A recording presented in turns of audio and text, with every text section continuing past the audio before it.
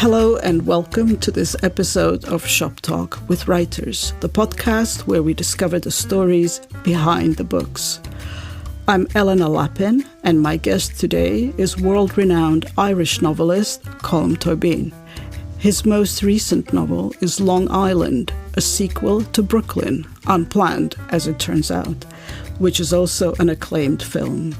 Colm Tóibín's award-winning works include The Master, The Magician, Nora Webster, The Story of the Night, The Heather Blazing, The Empty Family, and many more. Colm Tóibín was born in Ireland and now lives in Dublin and the United States. We met in London at the Soho Live Piano Bar. Enjoy.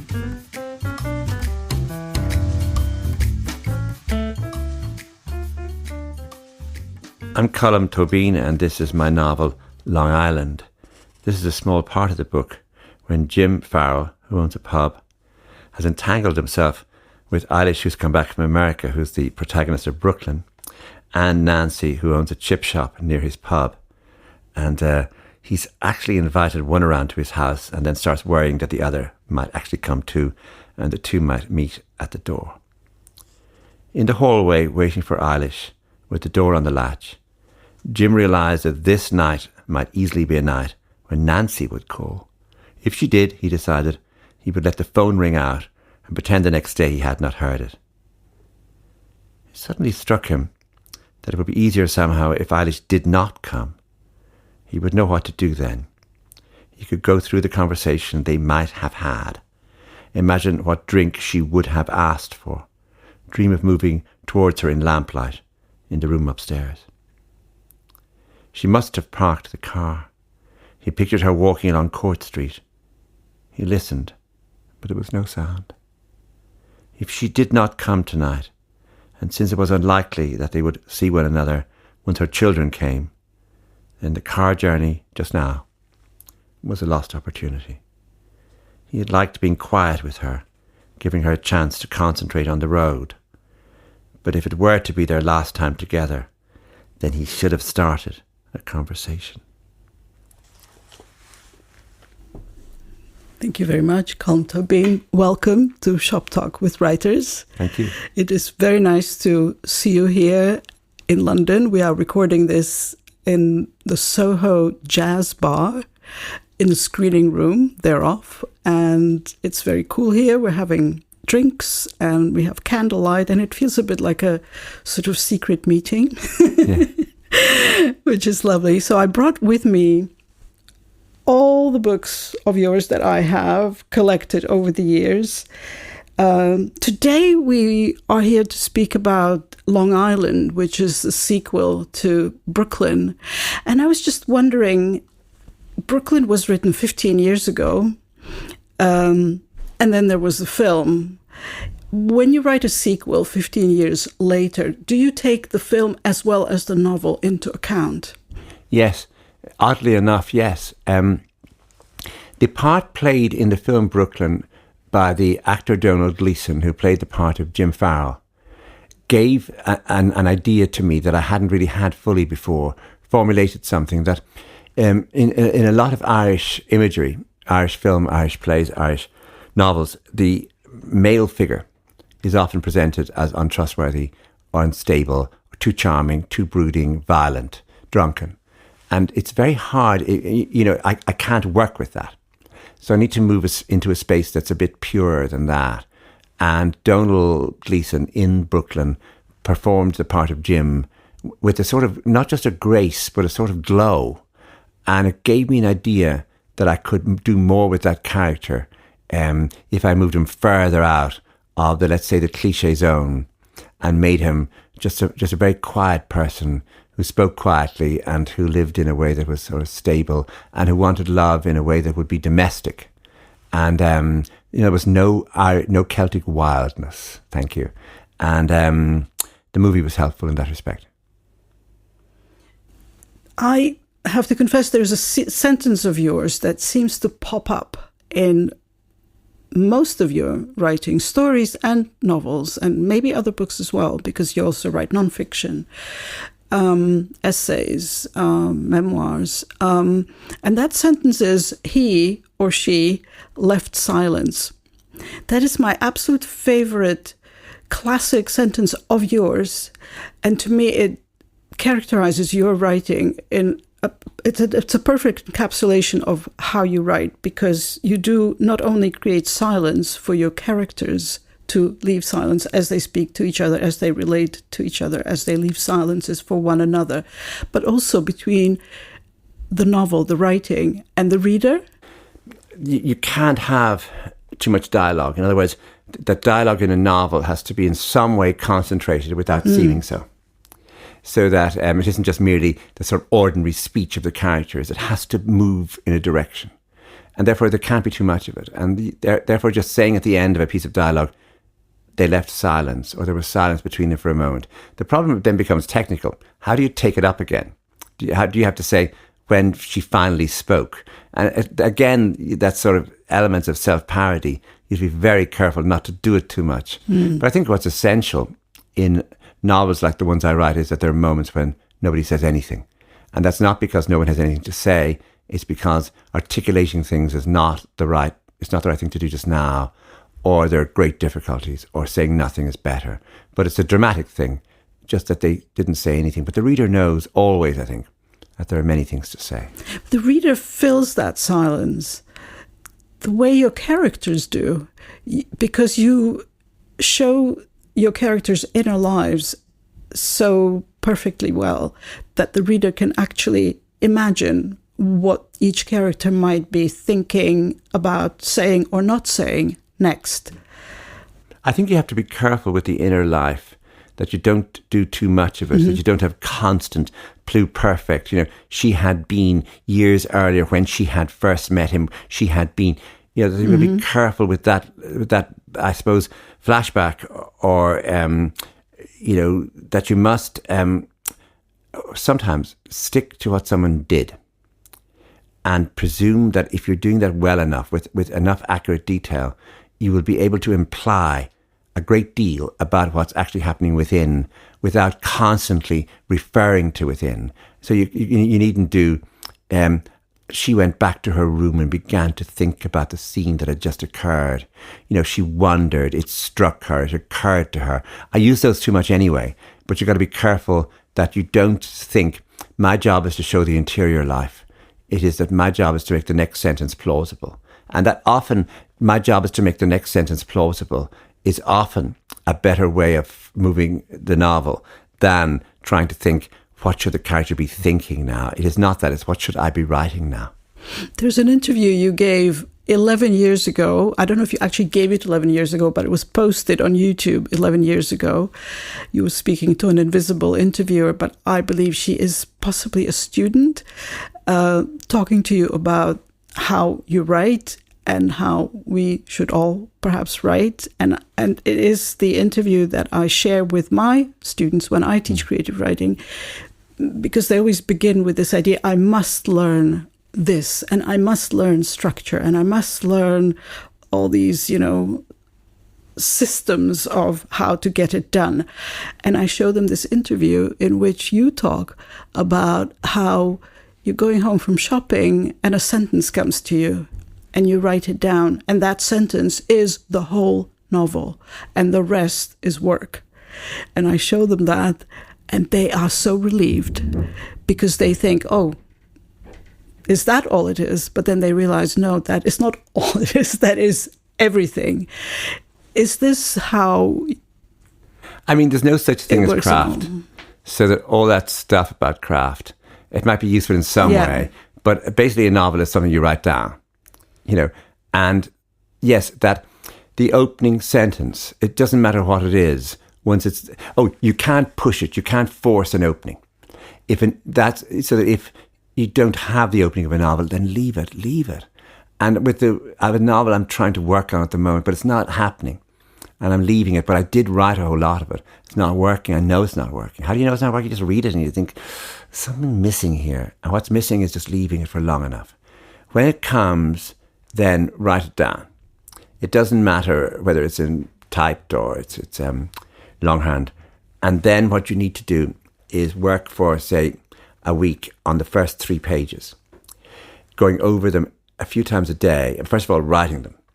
Then every day, 3 times or 4 times a day, especially at night and first thing in the morning, going over them again, cutting, adding. So you're talking about the first 1,000 words, cutting, adding, looking at punctuation, realizing that something has been wrong for 3 days now, correct it. And then when there's nothing more you can ever do, when morning and night is the same, when morning and night have merged into thinking these 3 pages are acceptable, then you need to work. And not in the same way. You just need to fill pages and pages in the presumption that those 3 pages you did at the beginning have got enough, I suppose, not just energy in them, but that everything comes from them.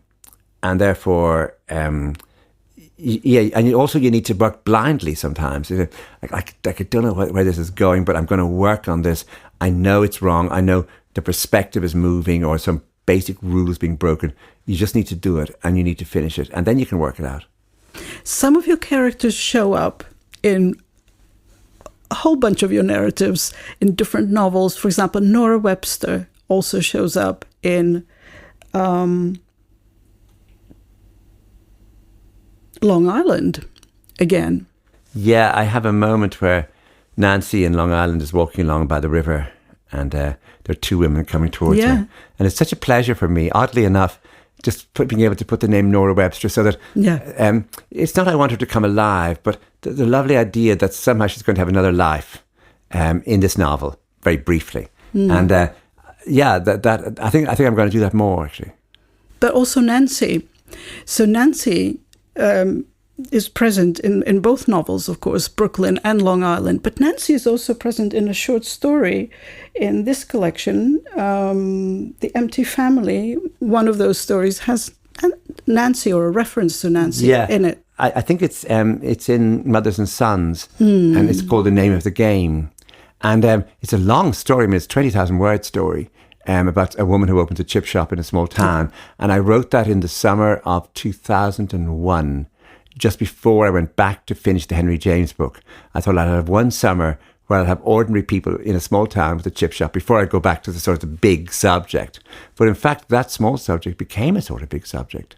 So that when I started writing Long Island, I had Nancy with me for 20 years because I'd written this, I'd worked on that short story. And of course, I had the characters from Brooklyn. So it was all around me for a long time. That's actually really interesting to hear that these characters and these stories and these narratives have been with you for such a long time and come back into a current piece of writing.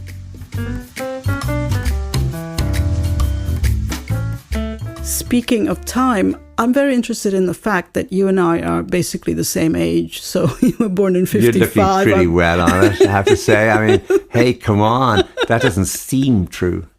I find it very interesting how through much of your writing you make references to what's going on in the world. Although some obviously have nothing to do with your own time frame. But for example, in Homage to Barcelona, you go to Barcelona as a young man of 20 in 1970. Is that right? 75. 75, sorry, 75, I mean. Well, I know exactly what I was doing in 1975, and I wasn't really thinking about, I don't know why I wasn't particularly aware of Franco. I should have been. But I had done my own emigration at that time. I had emigrated from Czechoslovakia at the time to Germany. Other things were going on. Iron Curtain and so on. So Franco was kind of slightly in the background for me. But when I read this, I can completely connect it with how I remember the world then.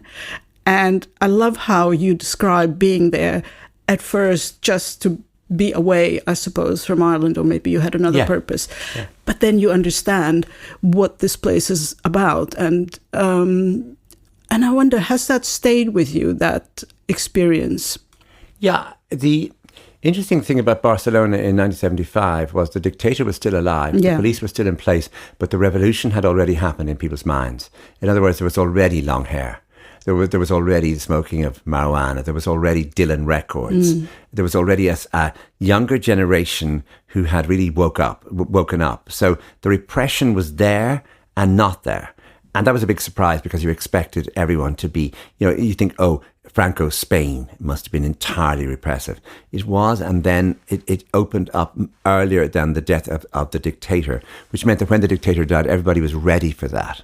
But I think with a novel, you have to be careful because there's always pressure on you to write your Brexit novel, to write your Irish boom novel, to write your Donald Trump novel, to write your 9/11 novel, to write your gay novel, that as though somehow the novel itself, the story, the business of a novel is not enough, that it needs to explore some much more front page story than the mere business of the human heart.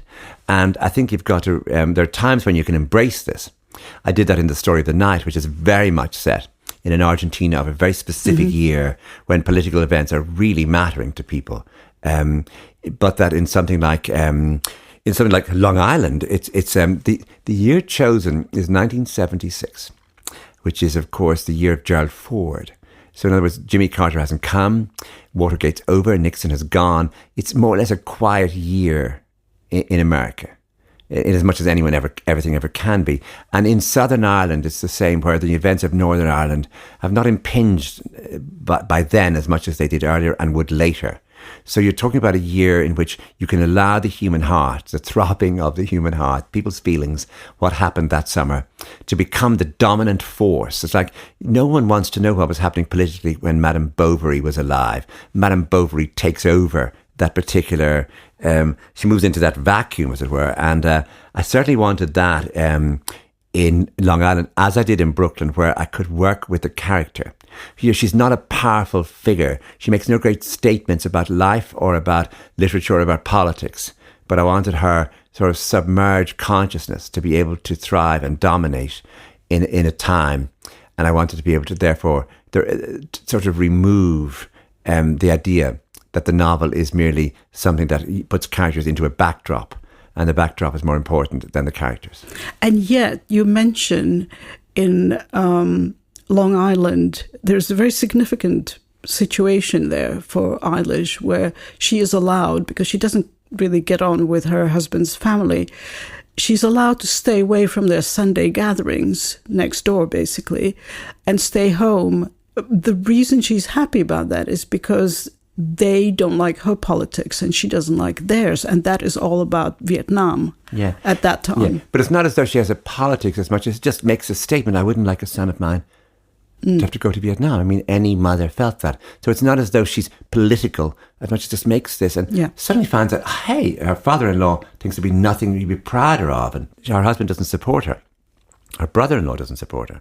And so it isn't as though, I have to be very, very careful. It isn't as though she's suddenly become a feminist or she's suddenly become a great Democrat or a great, anti-war figure, as much as just the instinct tells her that she just obviously wouldn't like this. And then she starts to read the New York Times. And I think, that gives her a sort of edge as well, but not too much. On her own, when she's on her own. But not too much. Yes. Again, in this book of stories, The Empty Family, which is a lovely title, by the way, there are two stories that really intrigued me. The first one, of course, about the death of the mother, 1-1. I don't really want to go into why it really spoke to me, because literally every detail of it is something I went through, but on my own. So I didn't have the situation of all the siblings together. But the story about Henry James really, really fascinated me, so much so that I was reading it on the tube, part of it, and then I got off because I had to, but then I just stood there until I finished reading it. I loved how you began the story from a note that actually exists, and then you invented it. Can I just put this in context? We recently had a podcast with Daniel Kellman, the German novelist, and he often uses real people, real characters from history, scientists, philosophers, and most recently the Austrian film director Pabst. So his novel The Director is about him, about a real German director who was already in Hollywood but then went back to Germany during the Nazi time and made films in that time under Goebbels. And I asked him a question, why does he enjoy choosing real characters? And you have done this with Thomas Mann in The Magician, yes, and The Master, Henry James. And in this story, there's a reference to Henry James, but sort of an oblique one. How does your writing change, or how is it affected when you write about a real person? Maybe not. Not that much, in that your job, once again, is to follow the last sentence with the next one. Yeah. And make it seem plausible, and you're creating a world, and you're always asking, is this plausible? Is this sentence rhythmically too close to the previous one? Do I need to do something more here? Also, try and find a sort of accuracy in the, for example, this is not in the, just take Long Island. There's a moment where, after all the years, Jim is finally in a room back with Eilish after all the years. And he really has one thing he might say to her. And I've got to watch myself really carefully here, that this isn't sort of, it's too sentimental. It isn't too soft. And what he says to her is, there's one thing I've always regretted. And the reader has a right to feel it could be, yes, you and me, we're never sit by a fire, we don't have our children. Just says, I feel really sorry that we never slept together. We never had sex. And that, for me, is, you're scrolling down the possibilities, and they're all too soft. You've got to dart in with one. And in a way, you're doing the same thing with Henry James and with Thomas Mann. You're trying to get Thomas Mann as the First World War breaks out. And you're trying to think, how am I going to get his opinions out? I could have him writing an article. I could have him having a thought. But I need something much more vivid than that. And it is there's a sort of fascist newsagent. This is 1914, so fascism is a bit of an anachronism. But he's a German nationalist. He wants war. He's begging for blood. But he owns a little newsagent in the town where Thomas Mann is staying as the war breaks out. So Thomas Mann goes to get his paper every day, and the man and himself exchange opinions. So you're talking about that sort of, it's completely invented. I mean, there's no evidence there was a newsagent at all in the town. But I need someone for him to bounce opinions on. Also to put in some ridiculous opinions that people had just then about military might and the need for bloodshed. And so you're constantly working away from what might be easy and obvious, such as just giving him a paragraph of thought on the matter of the war, or quoting from one of his essays. One more thing is needed. And it's almost the same thing with Henry James when he gets, there's a moment where there's a possibility of some sort of sexual encounter, and we watch him retreating from it, and just, it's not going to happen. And in a way, that idea of sex in, say The Master, or it's also in Long Island, is that we have won so many rights to write freely about sex. Not doing so sometimes is just gives the reader more than if you went into the whole business of, naming things or describing things very graphically. So you're just constantly watching your own laziness. In Brooklyn, when she goes to America the first time, this journey was taken by so many people. It's really in our mythology, and that you can do so much with the last gaze, as when she finally turned around one more time and looked at her mother and a look of great stony sorrow. Don't do it. You don't need to write that at all. You just need to have her about to go to America, and then you have her in America. But the bit I've just described, the mothers are hugging her and saying, "Oh, you are my darling, I adore you." Don't do any of it. Just leave that blank. Henry James does that with the, let me think, he does it with the proposal of marriage and the original marriage in Portrait of a Lady. George Eliot does it. There's 3 weeks, crucial weeks missing in the honeymoon of Casaubon and Dorothea in Middlemarch. So it's that whole idea of looking at idea of erasure or of elision, of leaving something out. And that might be as powerful as the big schlocky scene. There's this concept in acting called method acting. And I always think why do they even need to single it out? It's based on the idea that the actor uses, their own experience to inhabit a character and to act out something that they know from their own lives. That's what novelists do all the time. Yeah, the method acting. Yes, it's a lovely concept that you're constantly churning and trying to make butter from the milk of your own experience, and that when you're in doubt, sometimes you go towards a door where the light switch was, how the stairs turned at a certain point, what the banisters was like, what the paintwork was like. You're constantly engaged with this business of where the window did it look east or west. Is the story about Lady Gregory and Henry James called The Silence? It's called Silence. Oh, Silence, yes. Yeah. So this is about Lady Gregory, who confesses indirectly and not quite to Henry James at a dinner party her experience of having had a passionate affair with a real poet. By the way, I looked him up, Wilfrid Blunt. My goodness, who could resist him? He was gorgeous. Yeah. What a gorgeous man. So she confesses she has a terrible sex life with her much older husband. She discovers the real joy of sex and even love with this poet who is a serial adulterer. It means nothing to him, but it meant everything to her. And when she's a widow, much later, she feels the need to somehow make this real, to be beyond a secret that only she knows about. And so the most interesting bit is where she writes the sonnets and gives them to the poet to publish as his own. Which she did do. She did, yeah. And that is fantastic. She married a man 35 years older than she was, and then they went to Egypt as part of their honeymoon.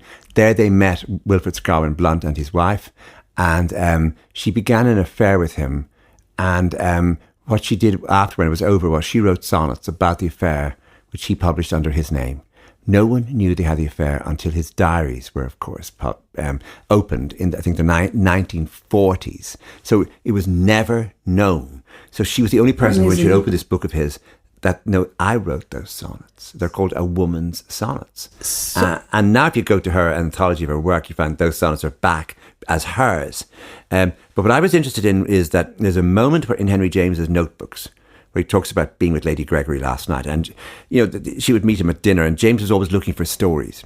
And she told him 2 stories. And both of them were about someone caught in adultery. And it struck me, of course. Of course she told those stories, because she wanted somehow to be known, to be seen, to be understood. She couldn't, of course, tell him what she did, but she could just satisfy herself in some way that she was almost telling the story.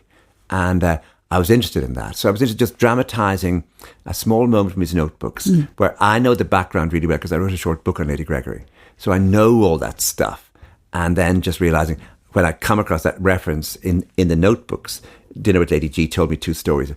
I actually think I know why she was doing that. So that was tremendous. You see, it's psychologically complex. It's not just, she's not blurting it out. She's not just thinking about it. She's not attempting to seduce him. She just wants in some way or other to start a conversation about a woman caught in adultery. It actually reminded me, there are echoes in this real story of an affair of a story by Thomas Hardy. It's the first story in the Wessex Tales called, let me see if I can remember. Oh, An Imaginative Woman. Does that ring? I don't think I know that, no. Oh, that's an amazing... Oh, amazing. I'll go and look at that. Yeah. You have to read it. It's about a woman, a younger wife of an older husband. They already have 3 children. She's extremely unhappy and bored in the marriage. And she writes poetry, but very badly, and publishes it. But always next to her poems appear the poems of a well-known young poet who is very good. And she's very intrigued by him. And on holiday, they go to a coastal town, and in that town they rent a house, and the room in that house is where he normally stays, but he moves out so that she never meets him. But there are he writes in pencil on the wallpaper, the poems that later appeared in final form. Anyway, she falls in love with him deeply, passionately. It is her, without ever meeting him. And of course, it being Thomas Hardy, it doesn't end well. Yes. And this poet is no adulterer. He's melancholy, depressed, self-doubting, but a very good poet and not a socialite at all. But there are such interesting echoes there of, about a woman who is secretly leading a life to do with poetry, love, passion, unrequited sexual desire, and I just wonder, what you captured there may have been quite common. Yeah, that business of telling no one. Yeah. But that never being enough. That the notion of telling no one, you keep one thing. You keep a lock of hair, you keep a ring. You don't just keep a memory. You want to be known. And it's a very curious idea. You think that surely not. But it's a funny idea that it's not enough that this love worked, but that it needs to be publicized, even in a tiny, oblique way.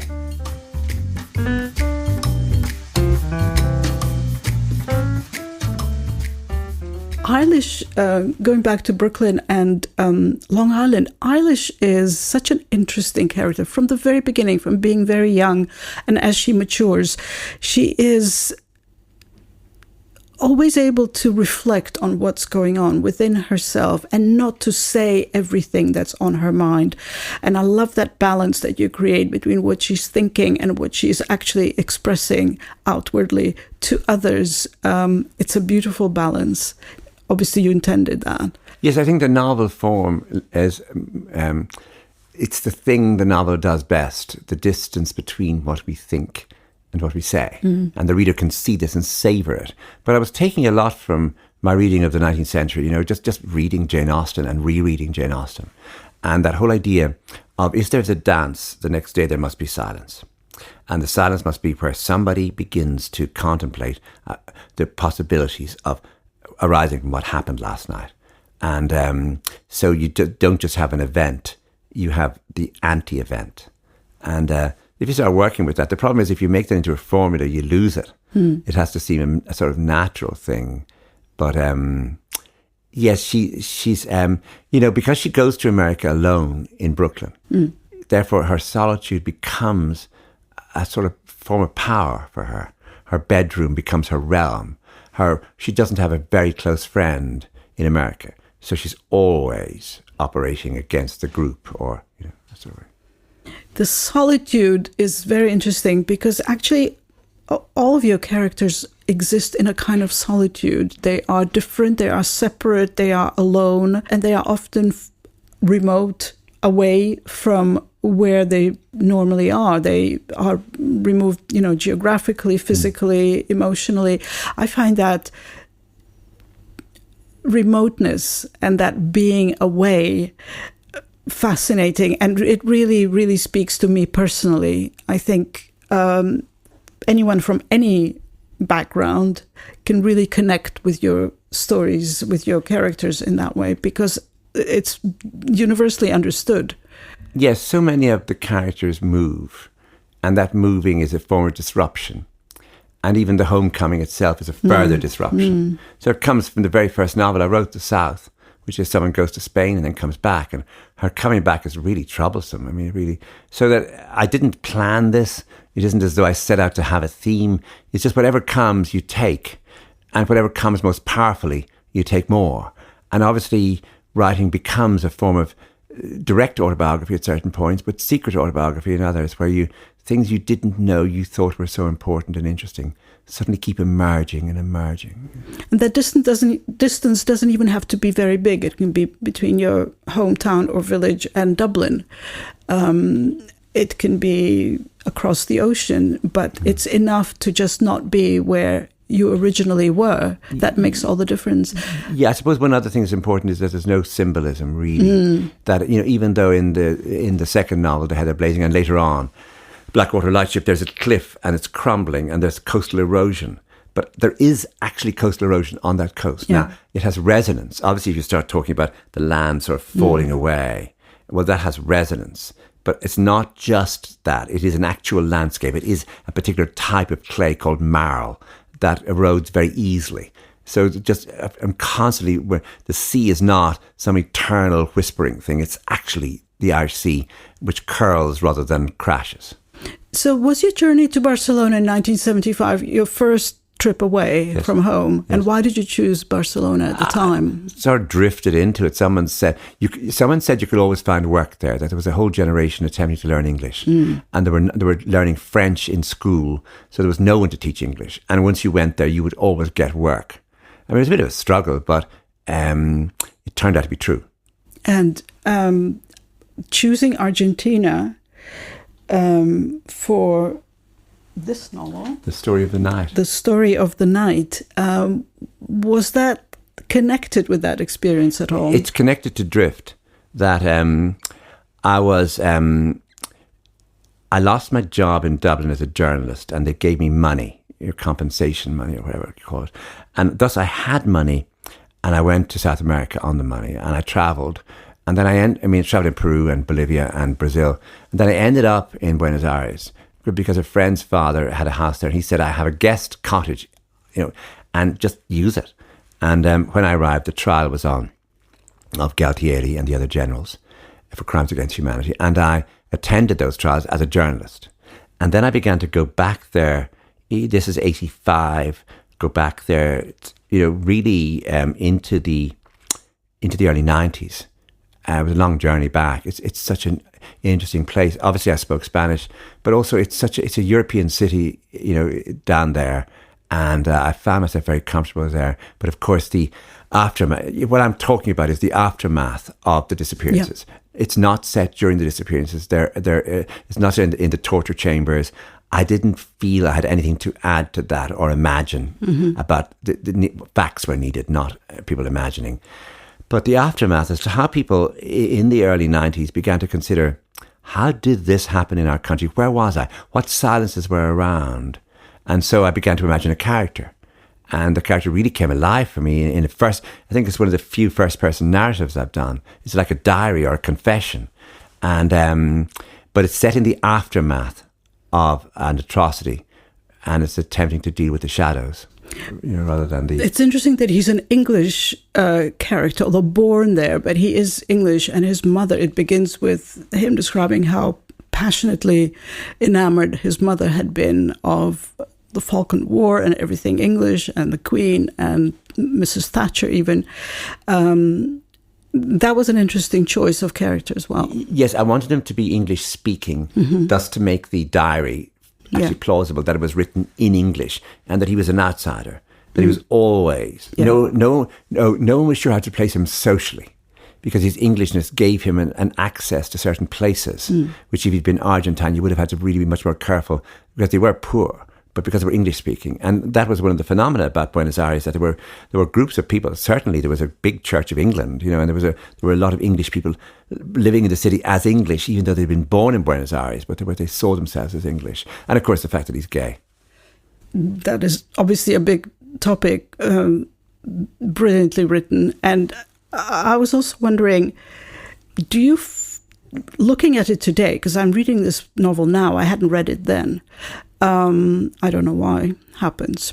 I'm reading it now and I'm thinking, we are now living in times when awful things are going on. You live in America part of the time, you live in Ireland another part of the time.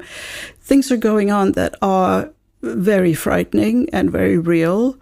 Are we turning a blind eye?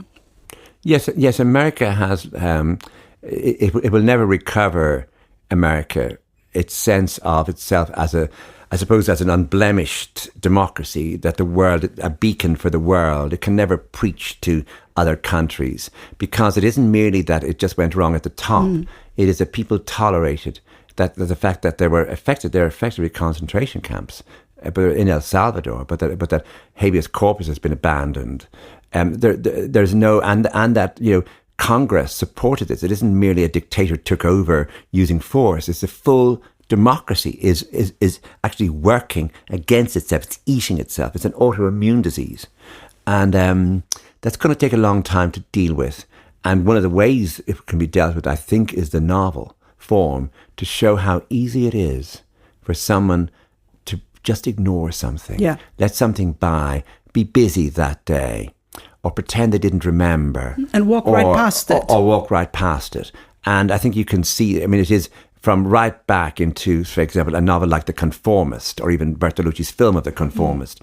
Just the whole idea of how much we will tolerate, which I think is partly what the story of the night is about. And I think it's something we're going to see a lot of novels grappling with in the future, set in the United States. We've had a number of Irish novelists on the podcast. Accidentally, it just so happened. We've had John Banville. From the younger generation, we've had Fiona Scarlett. We've had Caroline O'Donoghue. And we will have someone else. And now we have yourself. Every single one of them has a completely different take on their place in relation to Irish literature, world literature, and so on. So, for example, John Banville is not interested in contemporary Irish literature. He says he doesn't think, he said on the podcast, he said he doesn't really follow it, and he doesn't think anyone is reading him. The younger generation, Fiona Scarlett, said she felt very, very supported by what's going on in Ireland and the support for younger writers. Caroline O'Donoghue, who is from Cork but lives in London, considers herself fortunate to be outside of Ireland and to be reflecting back on her themes, but from a distance. And I recently saw the brilliant documentary about Edna O'Brien, which is also very interesting take on these questions. I wonder, where do you see yourself in this context? Yeah, I think everything you're saying is just great. It's great to hear someone else say this from someone outside Ireland, that every single writer is writing a different novel with a different imaginative territory. You can see this most clearly in, for example, in County Mayo, which you have Sally Rooney, you have Colin Barrett, and you have Mike McCormack, just to take three novelists who've recently written novels set there. Yeah. These novels are so different from each other, not just stylistically, but in terms of what sort of class, what sort of character, what sort of thought processes. And it is that the imagination floats freely outside the nation. And you put a flag up over a very particular place, but a place could be a sensibility as much as an actual geographical locus. Exactly. And yes, I think the idea that somehow or other each generation emerges as though no one ever wrote before. It's not as though people are living in the shadow of Joyce. I mean, it just isn't like that. People are living in the shadow of themselves. And I mean, so that it would be possible for somebody like John Banville, who is, I think, the genius among us, to feel that no one's reading him. But I can tell you that I am. I told him that I am. He didn't believe it. I can tell you that I am. Good. And I have been reading him since I read Birchwood in 1973. Now that's more than 50 years ago, and then I went back very quickly to read Long Lankan, to read Night Spawn, those early books of his. But I book by book of his, and can't think of another writer that I have the same relationship with, where I don't let a book go by. I have them in hardback, and there is something about him. And, again, it's a way of dealing with the Irish question, which is evading it. Sometimes, however, his sky is the Irish sky, but then it could become a Baltic sky, and then he just doesn't bother with any. He doesn't write about a very particular Dublin, except in one book, not in Wexford, except in another book. But recently, he has described Rosslare Strand, which is not a well-known place, but he knows it and I know it, and we probably knew it around the same time. And his description of that main drag parallel to the beach in Rosslare Strand in his novel The Singularities is an extraordinary piece of close reading of weather, of different buildings along a road. It's an extraordinary piece of memory work utterly beautiful, but it doesn't mean it's better than other work he does where he imagines something. Yeah, so, but I mean, he's Irish, he's from Wexford, we're in the same school, we had the same English teacher, he's 10 years older than me, but it is as though we are both free to imagine, but but the freedom he's taken, the liberties he's taken with the constrictions, say, of the Irish, of what's meant to be Irish, or how an Irish writer is meant to live or be, is really a remarkable achievement and a great lesson to us all. Can I ask you, what are you working on currently, if it's not a secret, or thinking about working on? Well, I'm almost finished a book of stories. If I work hard this coming weekend, I will finish the last story. And I don't think there's anything particularly thematic there, except there's a lot of grief in the book, and a lot of treachery. I don't know why, but we'll work that out. There's one very long story at the end where I can bring back my whole... it's back in Argentina, it's back in Spain. And I've been writing libretti. I have 2 operas next year that are already done. It's a lot of fun. You just write... You write a line imagining the song, but it's always a total surprise what the composer does, what the singer does. But and eventually, sometime next year, I will have to start the novel that I've been worrying about. It will have to come. You worry as you get older. I mean, I'm 70, that it's going to stop coming as easily. And it's time to hang up the typewriter. But I just would like one more go at this. Maybe 2, maybe 3. Colm Tóibín, thank you so much for joining us on Shop Talk with Writers. Thank you very much. Thank you.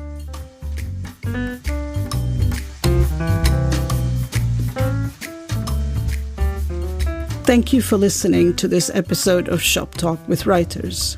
Long Island by Colm Tóibín is published by Picador. If you're a fan of this author or any other writers we feature on this podcast, please let us know your thoughts about their books and about this conversation. We'd love to hear from you in comments on Spotify, Instagram, Apple, or on my Substack. I hope you enjoyed this podcast and that you will share it with friends.